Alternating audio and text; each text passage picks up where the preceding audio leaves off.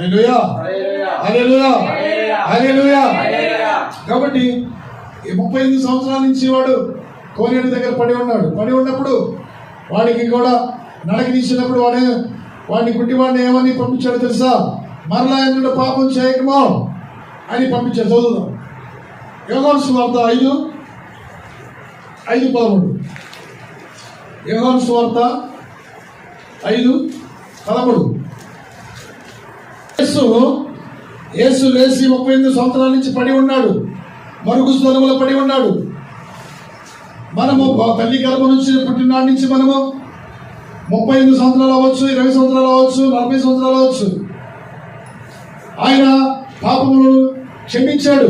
ఈ 35 సంవత్సరాల నుంచి కోనేరు దగ్గర పడి ఉన్నాడు. ప్రియబిడ్డ, ఈ రోజు కూడా మనం స్వార్థ ప్రకటిస్తున్నప్పుడు అమ్మ దేవుడిని నమ్ముకోయా, అమ్మ దేవుడిని నమ్ముకో అంటే నేను ఇంకా ఇంకో 10 సంవత్సరాల తర్వాత దేవుడిని తెలుసుకుంటాను, ఇంకో 5 సంవత్సరాల తర్వాత దేవుడిని తెలుసుకుంటాను, ఇంకా 50 సంవత్సరాలు వచ్చిన దేవుడిని ఇంకా నువ్వు మరుగు స్థలంలో ఉన్నాయేమో, నేను దేవుడిని తెలుసుకోలేక ఉన్నావో. ప్రియబిడ్డ, ఈరోజు నీతో మాట్లాడుతున్నాడు. 38 సంవత్సరాల నుంచి వాడు తన యొక్క మరుగు స్థలంలో ఉన్నాడు. దేవుడు అంటే తెలియని స్థితిలో ఉన్నాడు ఒకవేళ. అందుకని స్వస్థత పడలేకపోయాడు. పేతురు యేసు ప్రభు వారు ఆ దేవాలయానికి వచ్చినప్పుడు యేసు వైపు చూశాడంతే. యేసు అన్నాడు, నువ్వు స్వస్థతను పొందబడుతున్నావు అన్నప్పుడు, అయ్యా నేను స్వస్థత పోను, నీ పాపమును క్షమించానని, నీ పాపమును క్షమించాను, నువ్వు లేచి నువ్వు పరిపెత్తుకొని లే అని అన్నప్పుడు దిక్కున లేచి పరిపెత్తుకొని గంతులు వేసుకుని నడవసాగాడు. మరలా ఆ 35 సంవత్సరాల వాడికి ఏం చదివించాడు తెలుసా? మరలా ఎన్నడూ పాపం చేయదు, నువ్వు వెళ్ళు, మరలా ఎన్నడూ నువ్వు పాపం చేయదు. పాపం ఎంత భయంకరమైందో తెలుసా? ఏ కీడి కలగకుండా నువ్వు పాపం చేయదు. ఎందుకంటే నువ్వు స్వస్థత పొందాక, రక్షణ పొందాక, స్వస్థత ఇచ్చాడు దేవుడని మనకు తెలియపరిచాక, చేయకూడదు చేసి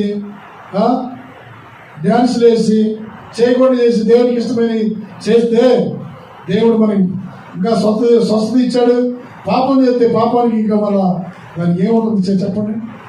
దానికి దేవుడు క్షమిస్తాడా?